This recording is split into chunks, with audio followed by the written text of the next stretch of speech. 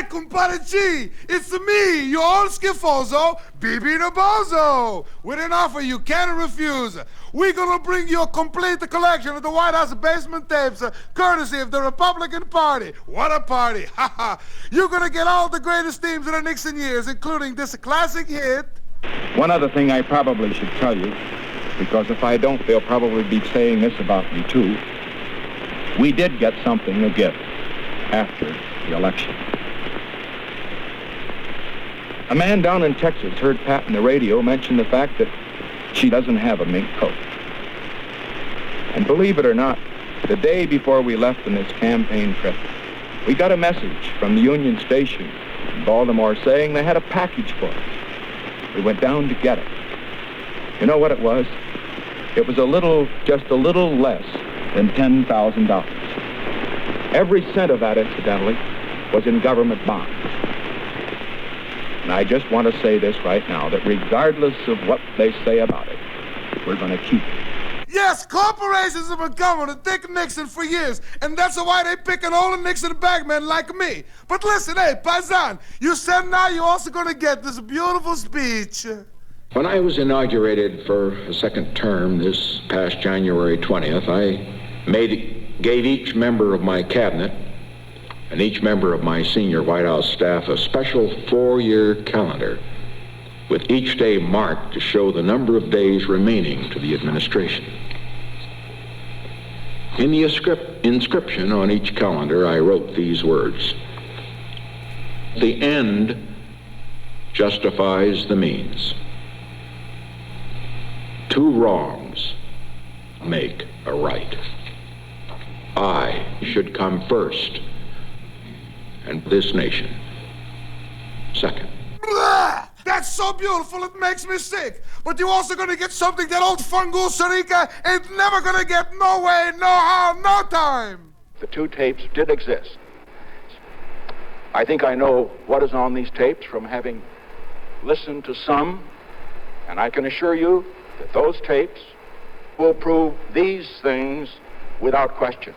First, with regard to the tape of June 20th, as you may recall, it was a 5-minute telephone conversation with the former Attorney General John Mitchell.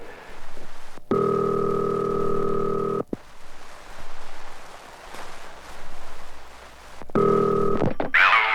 John. I called to reconstruct the evidence.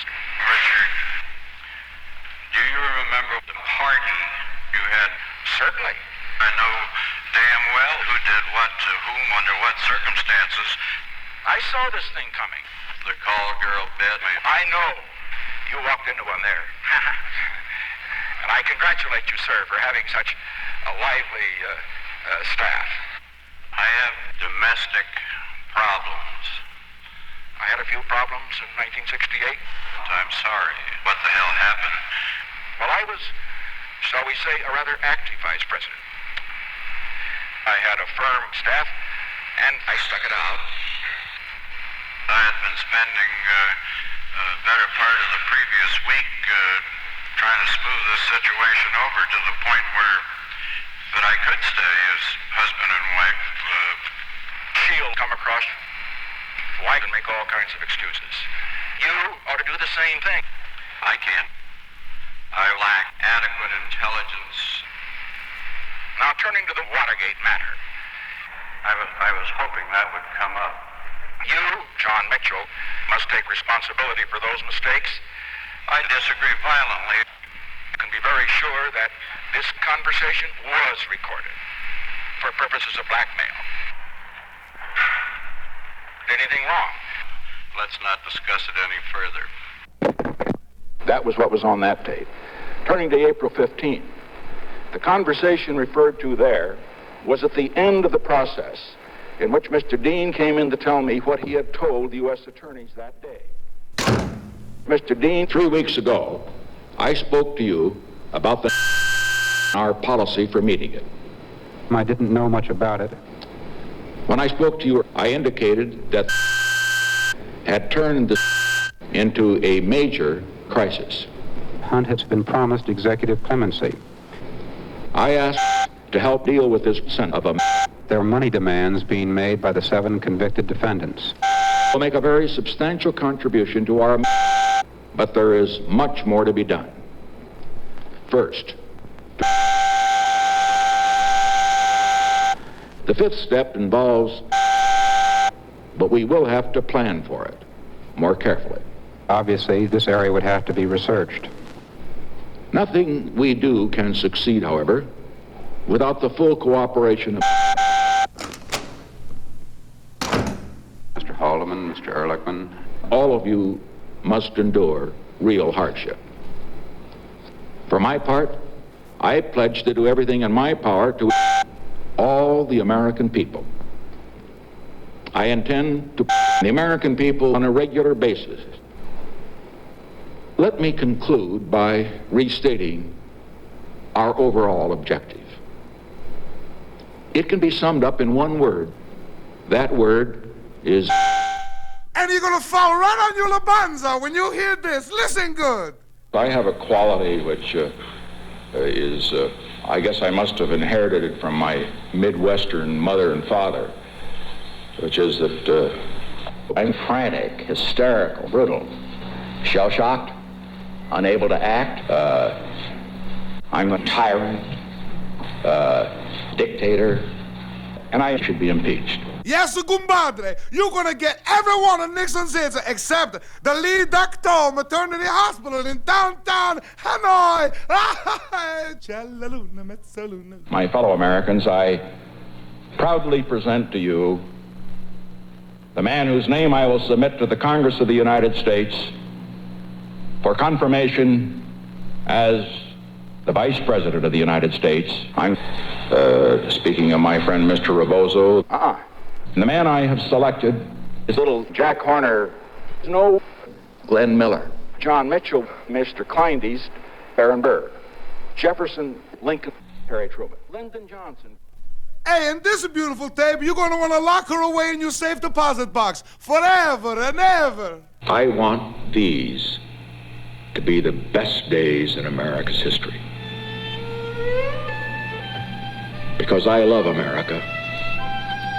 I deeply believe that America is the hope of the world. And I know that in the quality and wisdom of the leadership America gives lies the only hope for millions of people all over the world, that they can live their lives in peace and freedom. We must be worthy of that hope in every sense of the word. Tonight, I ask for your prayers to help me in everything that I do throughout the days of my presidency to be worthy of their hopes and of yours.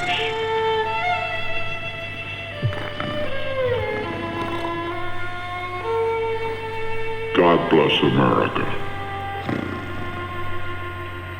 And God bless each and every one of you. Ask Conjili Face, don't you go to sleep, because you're gonna get the one, the only, living, walking, talking, breathing Kennedy brother singing his big hit, Wake Up, Little Mary Jo. That's the call of equal time. I have an energy crisis, and I need more power.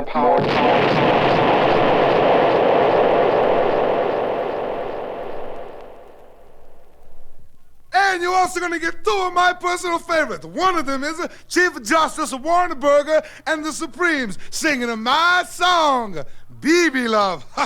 And also this exciting tape. Mr. President, do you swear that the testimony that you shall give to the Senate Select Committee on Presidential Campaign Activities shall be the truth, the whole truth, and nothing but the truth, so help you God? No, not about Watergate.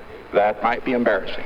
I would certainly not be standing here answering these questions unless Congress put a gun to our head. That's our American system. It's a lousy system. I frankly wish we hadn't had a system at all, then I wouldn't have to answer this question. Let me ask you something that I think is very important. Would you mind asking me about the milk? I don't You know will? anything about it. Fine. I'll answer this and then I'll go to the milk in the back. President Nixon, who was the author of the White House horrors? I wrote one and I will stand by it. I signed it. Is that your X-mark?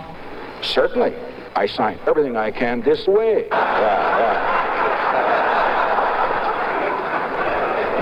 I'll ask you, as a lawyer, if you do not think that surreptitious entry or burglary and the electronic surveillance and penetration constituted a violation of the Fourth Amendment. Yes. As a matter of fact, I specifically ordered the entrance into Dr. Ellsberg's psychiatrist's office. I personally thought it was a stupid thing to do. Did you advise the participants that they were essentially participating in a conspiracy to commit a crime? There's some things about this I haven't told them, but we saved half the cost. President Nixon, isn't it the fact that you didn't want the American people to find out about it? Yes.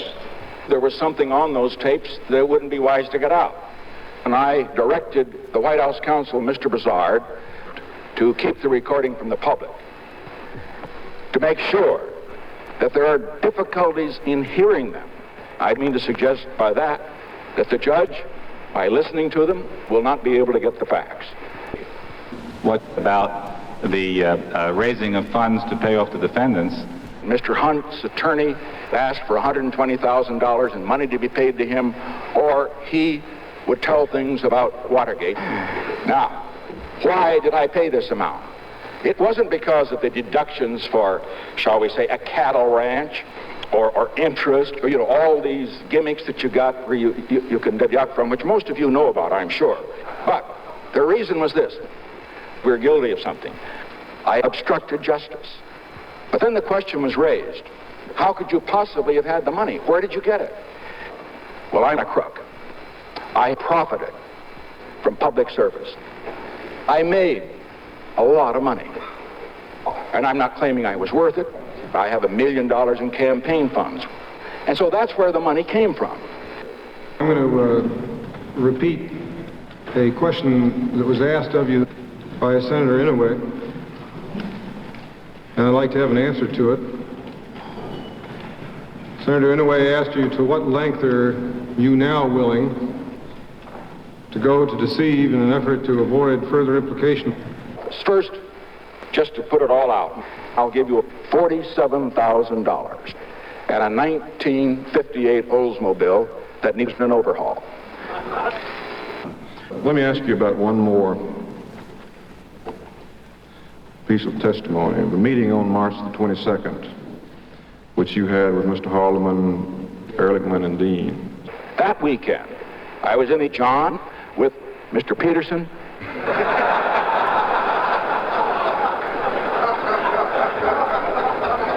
No, seriously, I hold that it probably doesn't make any difference whether they're tried or not, because that's our American system. I know that this group has asked very good questions and very appropriate ones. I was hoping you'd ask me about the milk. Well, since you haven't raised some of these subjects, I'll raise them myself. This administration, in 1971, raised the support price for milk as a quid pro quo for a promise by the milk producers that they would contribute substantial amounts, anywhere from $100,000 to $2 million to $10 million to our campaign. And that's why it was done. And that's the truth. Yeah, so you're going to get every one of the famous Watergate tapes. And Dickie Nixon, he's going to give them to you free. That's right, free, free, free. Because that way, he gets another $500,000 tax deduction. But if you feel you need more information, write to me, and I'll give it to you for $300,000. Just send you checks, or your money orders, or your sister, your finger, your dirty shorts, anything you got. The Vasco Enterprises, Nicaragua. Listen, Honduras, anywhere, we're gonna find you. You find us. Good evening. Now that most of the major witnesses in the Watergate phase of the Senate committee hearings on campaign practices have been heard, the time has come for me to speak out about the charges made for the American people. I shall not attempt to deal tonight with the facts. My effort throughout has been to hide the facts. On May 22nd, before the major witnesses had testified, I issued a detailed statement addressing the charges that had been made against the president. My statement has been contradicted by every witness in a position to know the facts. And I state tonight, I had prior knowledge of the Watergate break-in. I took part in subsequent cover-up activities. I engaged in illegal campaign tactics. On September 12th, at a meeting that I held with the cabinet, the senior White House staff, and a number of legislative leaders, Attorney General Kleindienst reported on the investigation. He told us it had been the most extensive cover-up since the assassination of President Kennedy. I relied on the best law enforcement agencies in the country to cover up the truth. I believed they had done so, just as they believed they had done so. Turning now to the basic issues which have been raised by Watergate, I stand for excessive partisanship, for enemy lists, for efforts to use the great institutions of government for partisan political purposes. The institutions of government must be used against the people. Those who insisted on the old restraints must be punished, brutally suppressed, shouted down, or even physically assaulted. If there are laws we disagree with, let us work to change them, but let us not obey them until they are changed. Many have urged that in order to help prove the truth of what I have said, I should turn over to the special prosecutor and the Senate committee recordings of conversation that I held in my office or on my telephone. However, the tapes implicate the president personally in the illegal activities that took place. If I were to make public these tapes, no one would want to speak to me. Thank you, and good evening.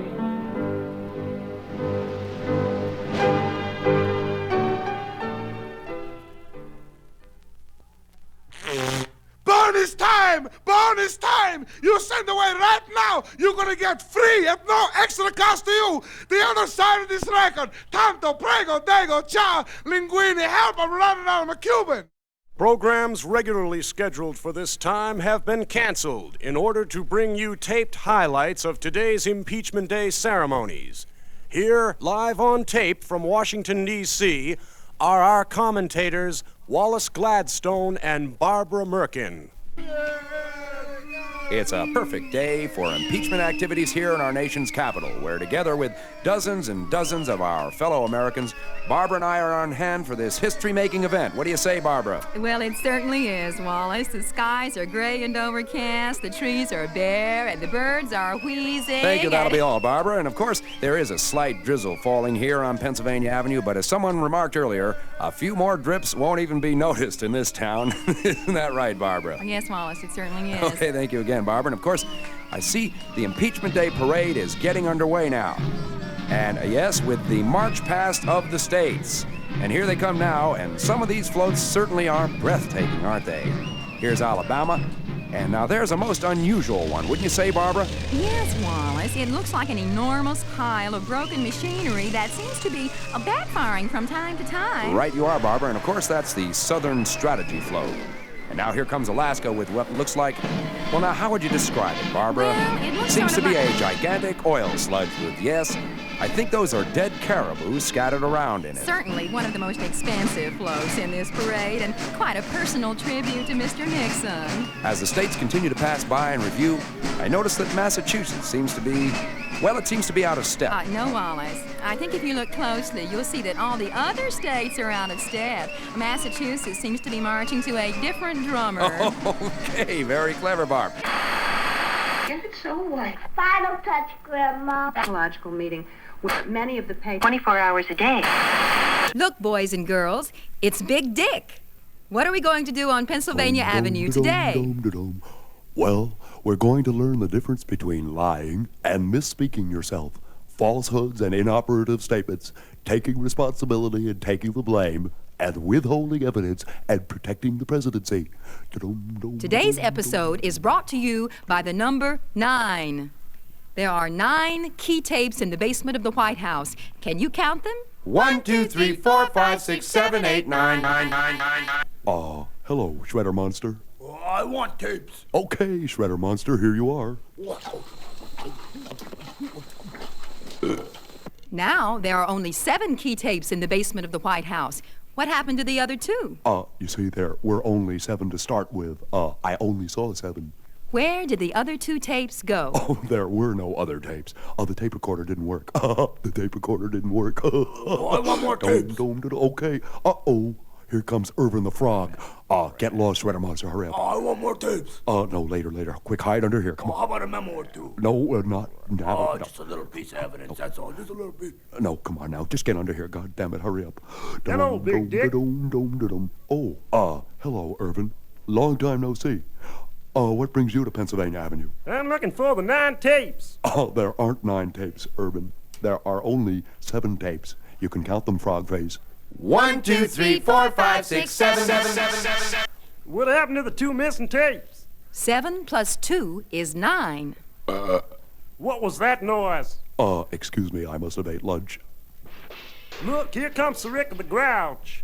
Hello, Big Dick. Hello, Evan. Hello, Satirical. How are you? Well, it's certainly nice to see you, Satirical.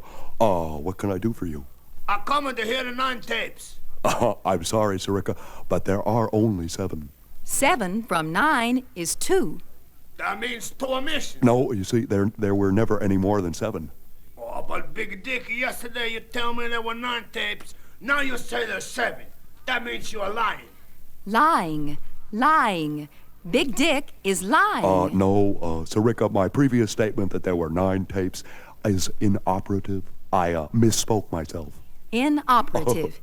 Inoperative. Inoperative. The statement is inoperative. Big Dick, you are withholding evidence. No, Irvin, I'm protecting the presidency. Tapes. I want more tapes. That sounded like the Shredder Monster. I didn't hear anything. Big Dick, you're full of shit. Shit. Shit. Big Dick is full of shit. Whitens too. In other news, federal narcotics agents today raided a house near the university where they arrested 3 men and seized 2 ounces of marijuana with a street value of $35,000.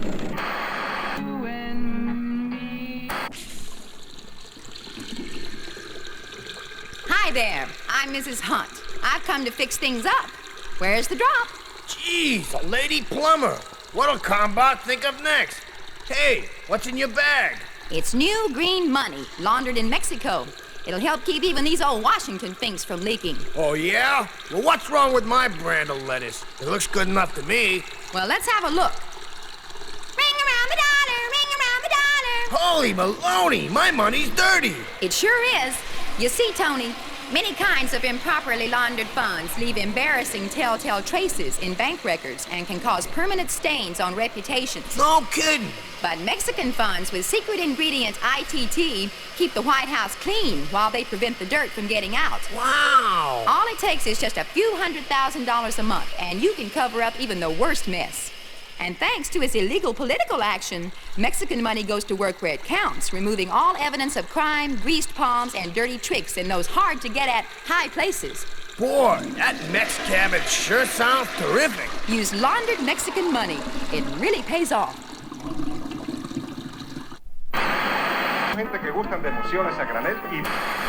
And with the Wyoming float, the pass-by of the states seems to be winding up. Nope, there seems to be some activity up the White House now, Wallace. The door is opening. Yes, the door is opening, and... oh, I can't stand it. Oh, my God. There, Wallace. Ladies and gentlemen, there can't be a dry eye in America at this moment, as the presidential tape console is being wheeled ceremoniously out the door by 6 Secret Service men. It's not that, Barbara. It's the sight of little Julie Eisenhower bravely saluting as her daddy... Oh, cool it, Wallace. On Introduction to the Performing Arts. To New York. And now back to your host, Carl Albert, and the Constitution game. Right now, we're on contestant number 435, and still no president. As all of you who've been reading your newspapers and watching the news know, the suspense is building. So let's call the Judiciary Committee back to order. Sergeant at Arms, send in the next person in line of succession to the presidency of the United States. The Honorable Wayne C. Aldrich, Deputy Assistant Undersecretary of Agriculture for Soil Affairs. Mr. Aldrich, welcome to our game. I'll just run over the rules briefly. We ask probing, personal, and financial questions of the man next in line to succeed the president. If you answer correctly, you'll be the next leader of the free world. But if we discover evidence of wrongdoing, you'll be disqualified and will go on to the next man in line, number 436. Is that clear? Yes, sir. All right, Mr. Aldrich, raise your right hand, please. You swear that the answers that you shall give before this committee will be the truth, the whole truth, and nothing but the truth, so help you God. Yes, sir, I do. Well, please be seated. Congressman Rodino, we'll start with you. Thank you, Mr. Chairman. Mr. Aldrich, have you ever been convicted of a crime other than a traffic violation? No, sir, I have not. So far, so good, Mr. Aldrich. Congressman Fish. Thank you, Mr. Chairman. Mr. Aldrich, the committee has copies of your income tax returns for the last 5 years. I noticed that you listed $40,000 in income for 1972, although your salary at the Department of Agriculture is only $27,500. Could you tell us about that discrepancy? Well, it's really very simple. That is, I sold some stock. I made a profit. What was that stock? Well, I don't exactly remember, something or other. Was it not, in fact, stock in General Soil Incorporated? And do you not, in fact, have considerably more stock in General Soil sold to you at bargain prices while you served as chief soil consultant to the Department of Agriculture? Well,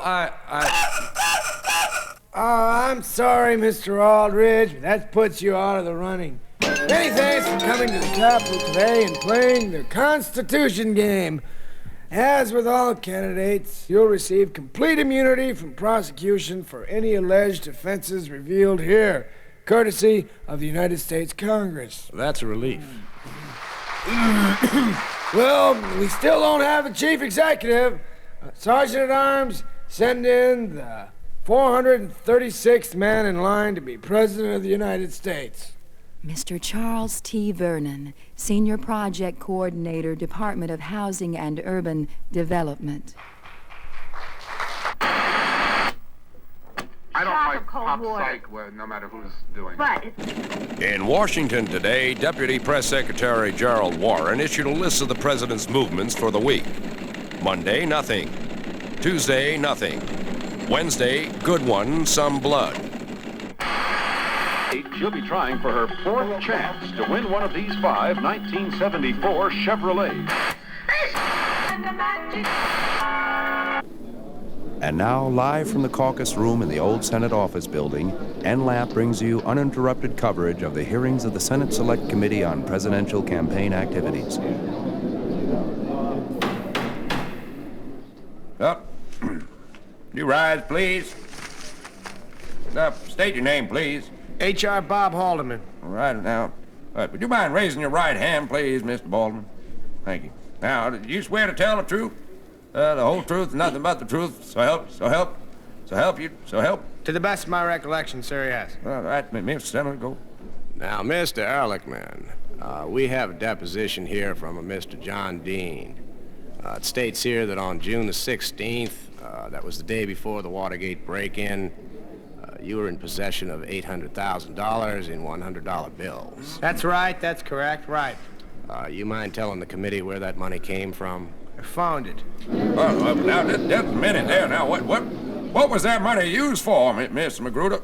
Well, it was mostly used for things around the office. Felt-tip pens, mostly. Oh, felt-tip pen. A lot of big bananas last year. Into something. I think the time for levity is over, Mr. LaRue. There are 2 central burning issues that must be resolved here today. Yes. What did the president know, and when did he stop knowing it? Now, Mr. Hunt, we have evidence here that you had an intimate relationship with the unsuccessful assassin of Governor George Wallace, Mr. Arthur Bremer. Oh, look, I don't know how intimate it was. We slept together a couple times. All right, now, just a minute here. No big deal. Well, we also have further evidence that on behalf of the committee to re-elect the president, you personally hired Mr. Bremer to commit this assassination. I did no such thing. I think Mr. Bremer misunderstood my remarks at a particular time, that's all, sir. Do you think you could recall those remarks for us? Well, I just happened to say somebody should kill that redneck cocksucker, and All right, now. I tell you, that Artie Bremer is nuts. We have some order here, please. Now, he's not dealing with a full deck, all right, he's now, crazy. I'd like some order here. Refrain from that kind of emotional bad in the courtroom here. Now, Mr. Spaghetti, Mr. Spaghetti, what is the name? Yeah, but Mr. Buttermilk. Now, the committee understands that the testimony of the president tells about testimony the tape recordings of the president's telephone conversations in the old room of the White House. The flannel vault, the Bailey Better, the thin son of all of the zippity doodah. Excuse me. That reminds me of a story. You may remember in the book, chapter, verse 5, book 4, chapter 5, the Lord and the Moab went down to the land of the Canaanites and set off in the hairy man at the end. Now, Mr. Bale, when will those tapes be released, Mr. Bale, Burger King, Bale, boy, Bales, bang it? Just answer the question, boy. Two-door classic. Thank you, Barbara. But turning now to some of the more poignant moments here. Of course, how can this nation ever forget the start of today's parade as the Aaron Burr float made its way down Pennsylvania Avenue? Barbara, I know for you there were many moving moments. You'll pardon the alliteration. Perhaps you'd care to describe one or two of them to our viewers. Well, the strangling of the bald eagle was it for me. It was thrilling, and of course the effigy burning. And now here's a contingent of our heroic POWs. Many of whom spent years in prison in Hanoi courageously resisting the persistent efforts of their North Vietnamese captors to brainwash them into thinking that the United States is run by a tiny clique of criminals dominated by powerful business interests, bankrolled by huge monopolistic corporations, and working hand in glove with the CIA in a campaign of intrigue at home and abroad. Jesus, why did they bother? Oh, I don't know, Barbara. And now, the private enterprise entries in this great Impeachment Day parade. Tributes from the private sector to the man who searched out and rounded up every potential criminal in the country and put them all on the White House payroll. Okay, and yes, the John Dean float seems to be a great favorite with the crowd. It's a giant papier-mâché rat. And oh, look at that, Barbara. High above the parade flies an enormous inflated dollar. And I believe that's a Goodyear contribution. Here's an interesting float, Wallace. It's a huge telephone with a woman perched on top. That must be Martha Mitchell, huh? Oh, wrong again, Barbara. It's the ITT entry, and that's Dita Beard up there, this year's Miss Memo.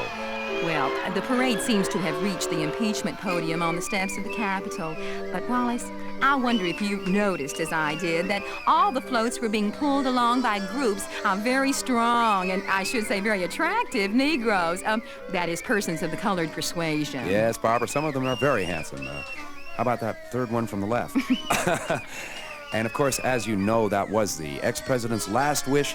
He felt it would conserve much-needed fuel during the energy crisis and give a new meaning to black power. Turno para el catarro. How you do?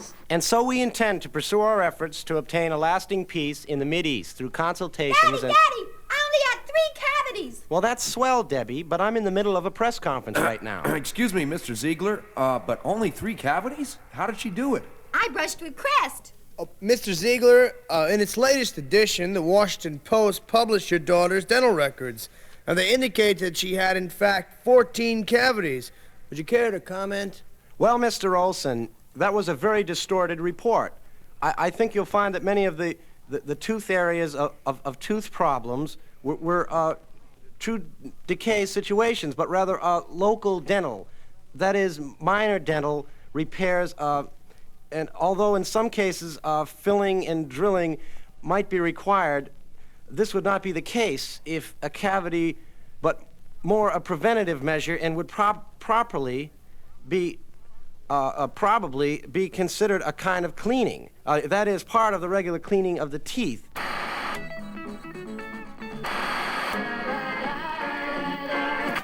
Mission Impeachable.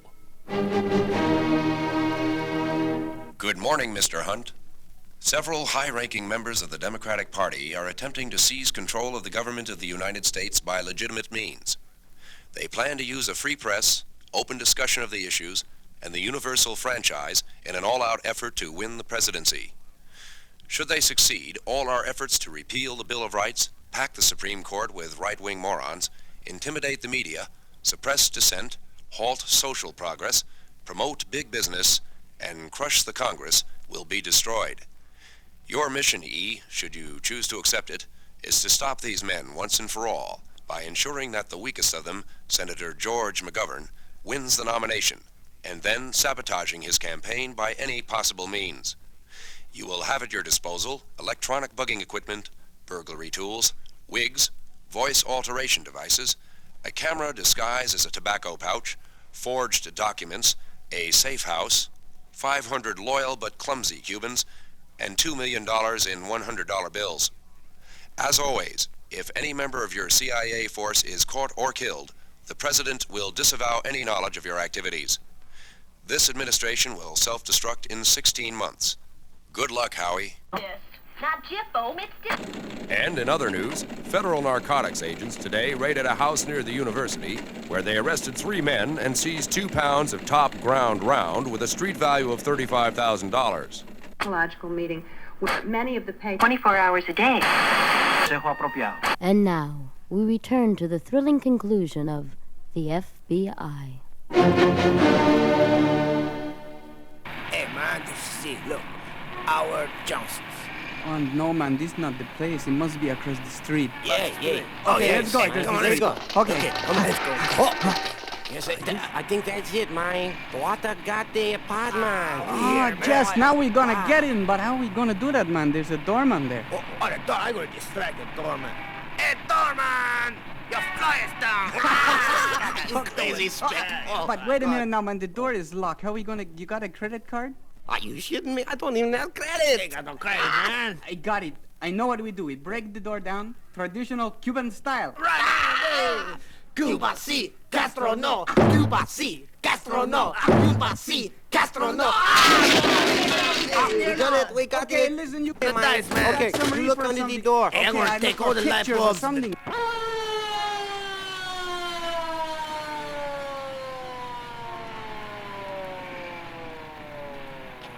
All right, this is L. Patrick Gray of the FBI. Now I know I'm in there. If I don't come out with my hands up, I'm coming in after me. I think making a snap judgment about somebody's psychological... 27. But let's go down now to the podium for the official swearing-out ceremony conducted by the Right Reverend Billy Graham.